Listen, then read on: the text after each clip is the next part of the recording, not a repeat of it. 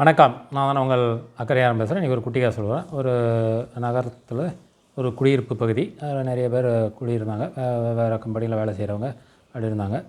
அதில் 2 பசங்க, ஒரு 7-8 வயசு, ஒரு பையனுக்கு 8 வயசு இருக்கும், இன்னொரு பையனுக்கு 6 வயசு இருக்கும். 2 பேரும் விளையாடிட்டுருக்காங்க. விளையாடிட்டு இருக்கும்போது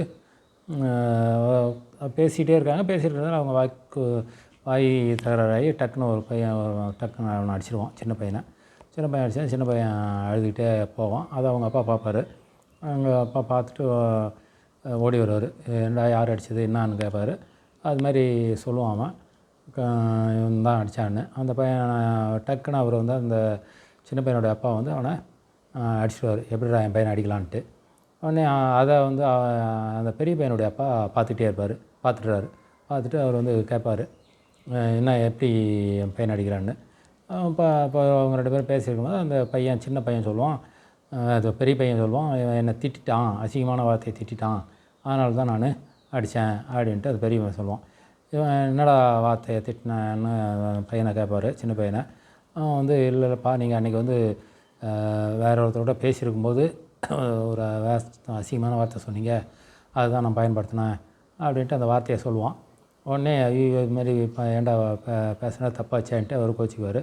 உடனே அந்த பையன் வந்து சின்ன பையன், நீ ஏன்டா அவனை அதுமாரி திட்டினானதும் அவன் வந்து இது மாதிரி மோசமான வார்த்தையை திட்டினான் என்ன, அதனால தான் நான் அந்த வார்த்தையை சொன்னேன் அப்படின்னுவான். அப்புறமா அந்த பெரிய பையனை கேட்பாங்க, ஏன்டா அதுமாதிரி வார்த்தையை திட்டினோன்னா அவங்க அப்பாட்ட அவன் சொல்லுவான், இல்லைப்பா நீங்கள் வந்து அன்றைக்கி ஃபோனில் பேசும்போது ஒருத்தர்கிட்ட இந்த வார்த்தையை சொன்னீங்க அப்படின்ட்டு அவன் ஒரு அசிங்கமான வார்த்தையை சொல்லுவான். இதுதான் பெரியவர்கள் வந்து குழந்தைகள் இருக்கிற நேரத்தில் அவங்க ஒரு வார்த்தைகளை சாதாரணமாக, ஒரு தவறான வார்த்தைகளை சாதாரணமாக பேசுகிறத இவங்க பழக்கத்தில் எடுத்து பேசுகிறாங்க.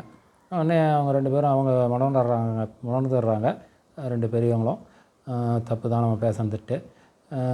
இருந்தாலும் என் பையனை அடிக்கூடாதுன்னுவார். உடனே இனிமேல் நீ அவங்ககிட்ட பேசாதான்னுவார்.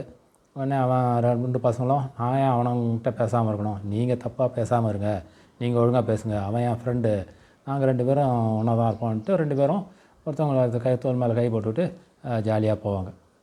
இதான் பசங்க வந்து அவங்க பகைமையை நினைக்க மாட்டாங்க. உடனே அடிச்சுட்டா கூட உடனே மறந்து நட்பாகிடுவாங்க. பெரியவங்க வந்து பேசும்போது குழந்தைகள் பொதுவாகவே நல்ல வார்த்தைகளை தான் பயன்படுத்தணும், தவறான வார்த்தைகளை பயன்படுத்த கூடாது. அதுவும் முக்கியமாக குழந்தைகள் இருக்கிற இடத்துல தவறான வார்த்தைகளை பயன்படுத்தக்கூடாதுன்றது தான் அந்த கதையினுடைய சுருக்கம். நன்றி, வணக்கம்.